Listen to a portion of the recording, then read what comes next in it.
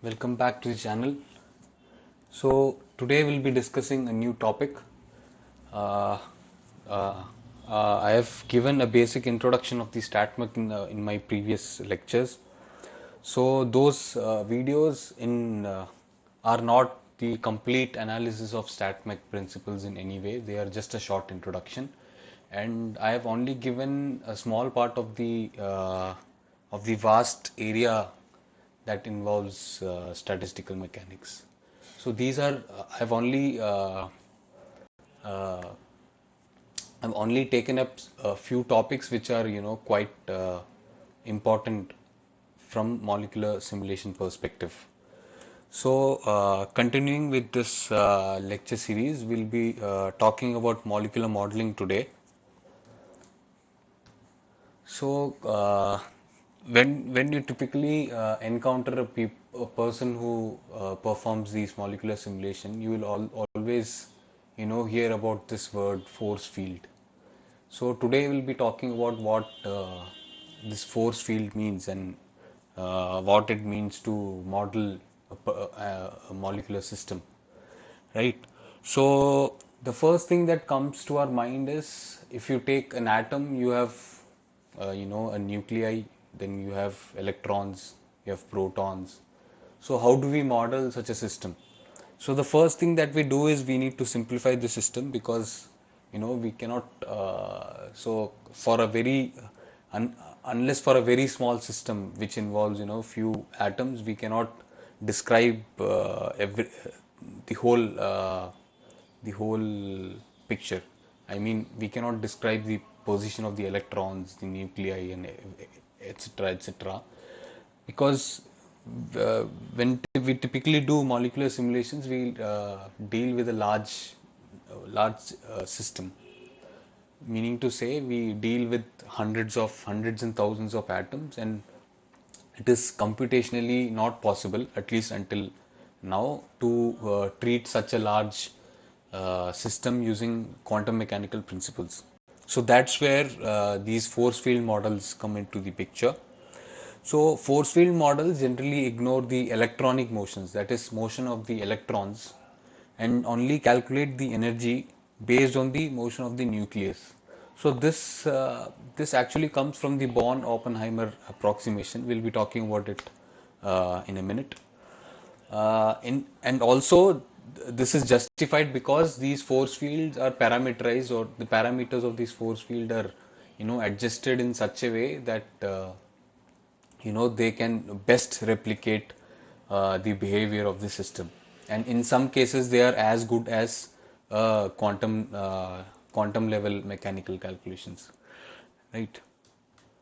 So what is the Born-Oppenheimer approximation? The first thing that we want to see is that the electronic motion, that is the motion of the electrons and the nucleus, can be separated, and this can be done mathematically. This was, given by the famous uh, Oppenheimer, who is associated with this, atomic bomb. That's some trivia. Okay. So the first thing is we can separate the motion of electrons in the nucleus mathematically, and the second thing is the motion of the electrons are too fast as compared to the motion of the nucleus, and therefore for all practical purposes we only need the motion of the nucleus until and unless we want to do some very quantum level calculations. We are not bothered about the electrons. We assume that the electrons are easily distributed appropriately when along with the motion of the nucleus, and this distribution happens at a very fast rate. I mean, it happens instantaneously, and we don't need to bother about the motion of the electrons. Okay, this is just in simple terms. If you want to dig more deeper, you can go and look at any standard quantum mechanics textbook, and you will find the mathematical description. So to start with, we'll look at a very simple molecular force field. And so if you take a molecule, there are two kinds of interactions, right? So first one is intramolecular, where atoms of the same molecule can interact with each other. They have bonds, there are angles in between atoms, they are connected by double bond, triple bond, all those things. And then there is intermolecular interaction where two different molecules interact with each other, or two atoms from different molecules interact with each other. At the basis, we know that the Hamiltonian of a system is given by this uh, the partition of kinetic energy and the potential energy. And calculation of kinetic energy is fairly simple. You just add all the, if you have the velocity of each atom, and then you calculate the total kinetic energy of the system. When it comes to potential energy, you have two different kinds of potentials here. You have bonded potential and non-bonded potential. So this separation comes from the type of interaction between atoms. So you can have two atoms or two or more atoms bonded together, and then they can contribute to bonded interactions where you can specify some bond parameters and stuff like that. And then you have non-bonded interactions where you don't have bonds in between atoms, but they are still interacting with each other. For example, if you have two charged atoms or two charged entities, they can interact via electrostatic potential. So these are the kind of things that we are going to look at. So the first thing that we can start doing is we can write some simple functional forms for these kind of interactions. So you can have, for example, you have bonds between atoms, right? When you have for example, you have two atoms, let's say A and B. You have bond between them, right? Sorry, it's not an arrow. It's a bond between two atoms A and B, and this bond can have a strength. It could have some kind of strength in terms of energy, either in kilocal per mole or kilojoule per mole, right? And then they have some kind of equilibrium distance or some reference distance which they are separated by. So we'll talk about it in detail in some time. And then we can have angles between three atoms specifically. So you have these kind of atoms,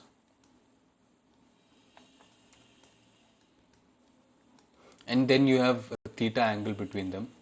This angle is specified because of the because of the electron cloud distribution and things like that, right? For example, if you take a water molecule, you have oxygen in the center, and then you have two hydrogen atoms, and this has a specific angle because there is a lone pair on the oxygen atom. It repels the electrons, and these hydrogens are staggered, so to say, at some angle.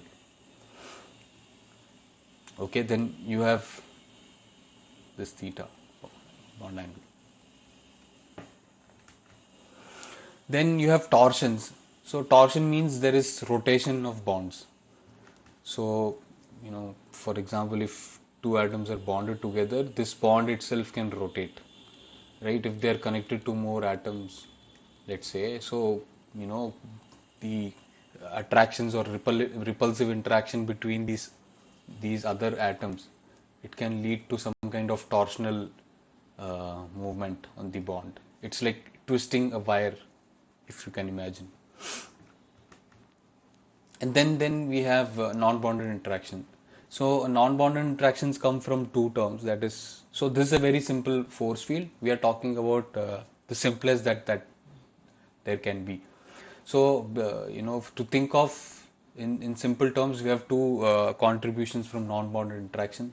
One is the electrostatic potential, which is given by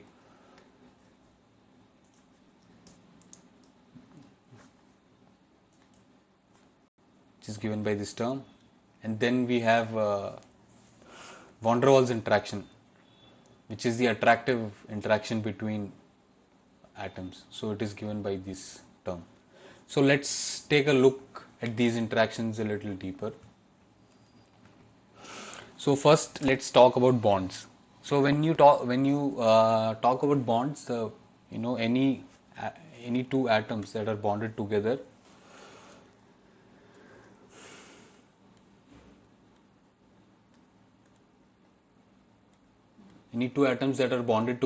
can have some kind of bonded interaction between them, right? They are bonded together by some kind of force or some kind of interaction potential.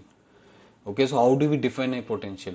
So if you see, if there are experiments that can be done to see what kind of interaction two atoms can have, bonded atoms can have, and this potential looks something like this. Okay, and the functional form for such a potential can be actually described by a Morse potential. Okay, the Morse potential is very similar to the actual bond stretching potential. And there are a couple of parameters. For example, this is the uh, uh, Morse potential, and you have couple of parameters. For example, you have dE, that is the depth of the interaction minima, that is the strength of the interaction, and then you have this parameter A, which is dependent on the frequency with which these bonds vibrate, and then you have L naught, which is the reference length of the bond. So if you see here, this blue line actually gives the functional form for this Morse potential, and you can see this small this line. So this actually points out to the reference length, that is L naught. Okay, and then this Morse potential is actually not used in simulations, even though it can describe the bond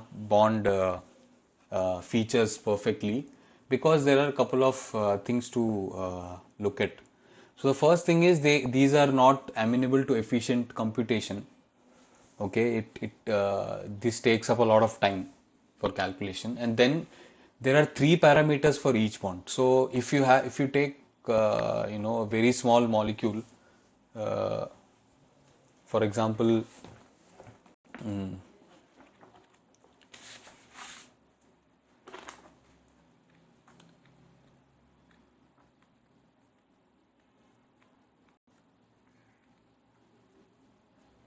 for example, if you take ethane, so ethane has two carbon atoms which are bonded to hydrogen atoms, right?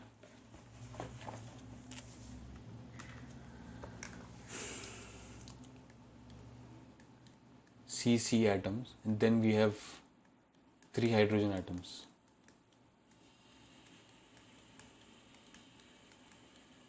So you see that even for such a simple molecule, you have, how many bonds? One, two, three, four, five, six, seven. Seven bonds. And then you have three parameters, that is 27 parameters just for the bonds. So this is like, this is not a good way to do it, especially because of the third point, which is these bonds actually do not deviate significantly from their equilibrium values. So it's not like we need a perfect picture of the whole you know uh, bond interaction. What we need is a very small range of interactions from the reference length.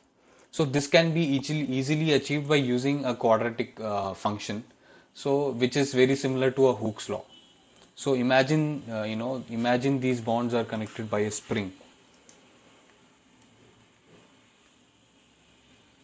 So this spring will have some spring constant, or the strength of the spring, and then you have L naught, that is the equilibrium or the reference length of the spring.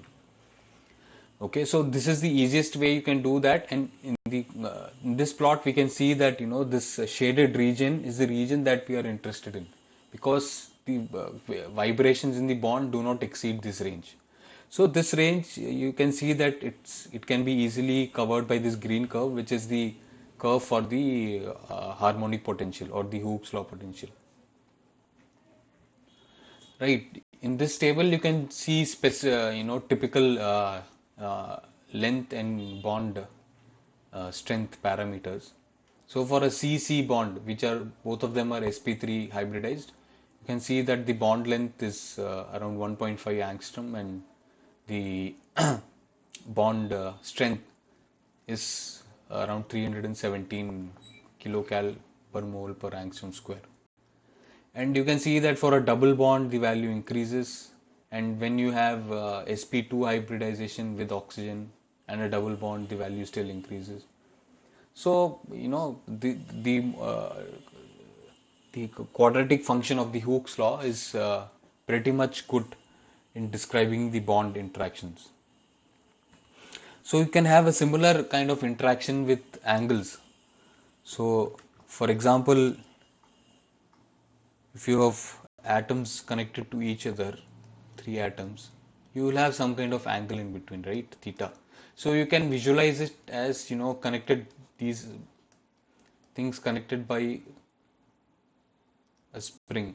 So this spring will have some K strength, right? And when you try to, when you try to pull them apart, or try to push them apart, the spring will resist, and that strength of the resistance is given by this value K, and the most favorable position of the angle is given by theta naught. It's a reference angle for the bond. And in this table you can see some of the values.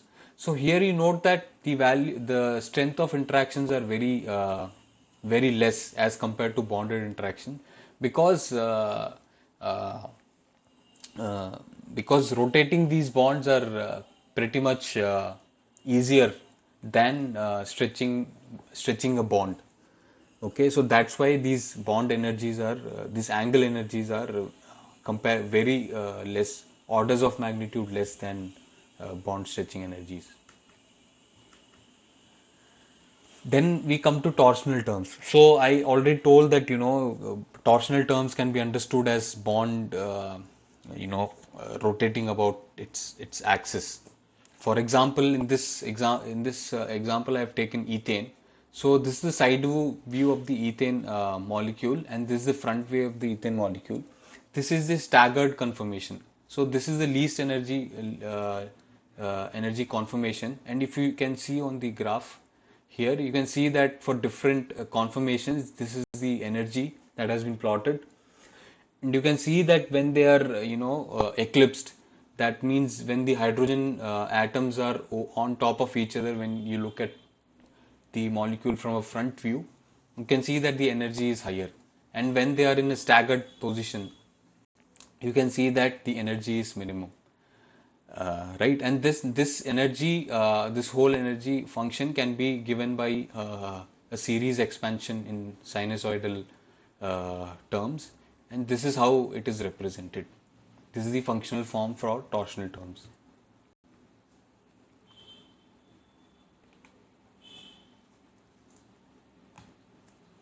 And then we come to non-bonded interactions.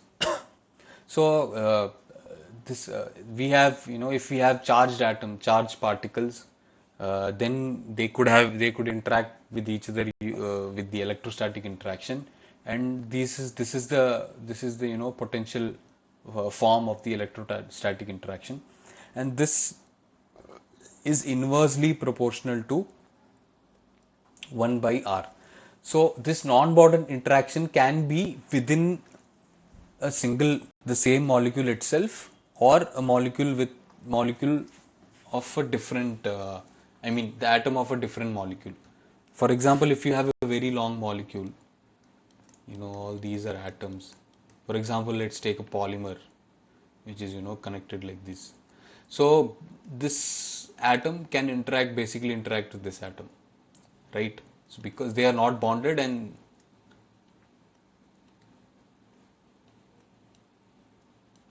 so the typical rule is ith atom can interact with I plus third atom. I mean, if you take any atom I, it can interact with I plus 3 atom, right? And if you have two different molecules, to get close to each other, then you can have these atoms, different atoms interacting with each other. right? So these are interaction between two different atoms from different molecules. And then the next kind of interaction is the van der Waals interaction. This is basically an attractive interaction which is present in almost all the particles. At very close ranges, tend to interact with each other with dispersive forces, and these dispersive forces can be very efficiently modeled using this Lennard-Jones potential. So this is not the only potential form. There are other potential form. There is, you can use an exponential potential form, and you have something called Drude's approximation. But most of the force field parameters that you will see will use this potential form. This is Lennard-Jones 12-6 potential form, and it looks pretty much like this. In this case, the value sigma is actually the sigma is the size of the atom, right? Size of the atom or the molecule. So when you have two particles interacting with each other, you have some size of the sigma, size of the atom, let's say A and this sigma B, right? This is because if you take an atom, let's say this is a nucleus, and then you have all these electrons around, crowds around each other. So if you this Pauli's exclusion principle actually states that an electron can, two electrons cannot have the uh, same quantum numbers, right? They cannot occupy the same space. So this is how this repulsion is generated, right? This Pauli's exclusion principle, and that's why this whole atom will have some size, sigma, let's say sigma A and sigma B, right? And then the strength of the strength of the attraction is given by this epsilon term, where where this whole thing is the, sorry,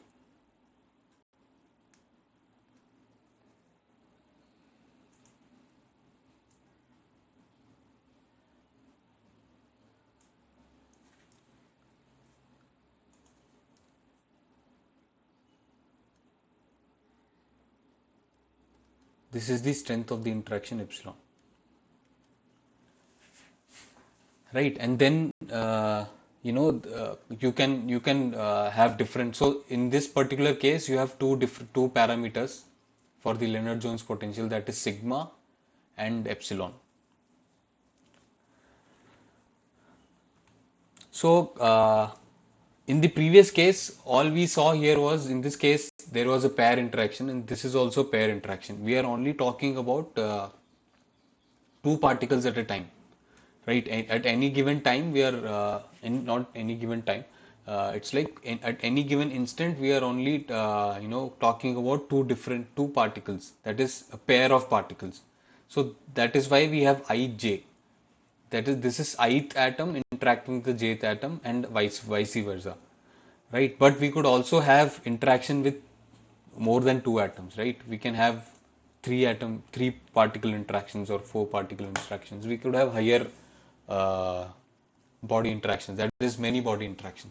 So interaction between two atoms can be affected by the presence of a third atom. This is very intuitive, and we can just simply write it as an expansion. For example, the total non-bonded interaction can be written as a function of two body interaction plus the function of three body interaction. And this is a very simple functional form for three body interaction. For example, if you have A, B and C atoms, separated by some distance and having some angle in between them, you could write a very simple functional form like this.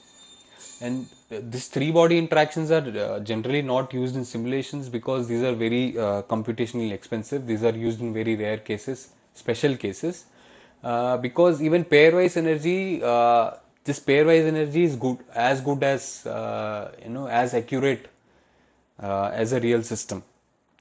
Also, if you see the number of calculations that can take, that we have to perform actually goes with the order of n square.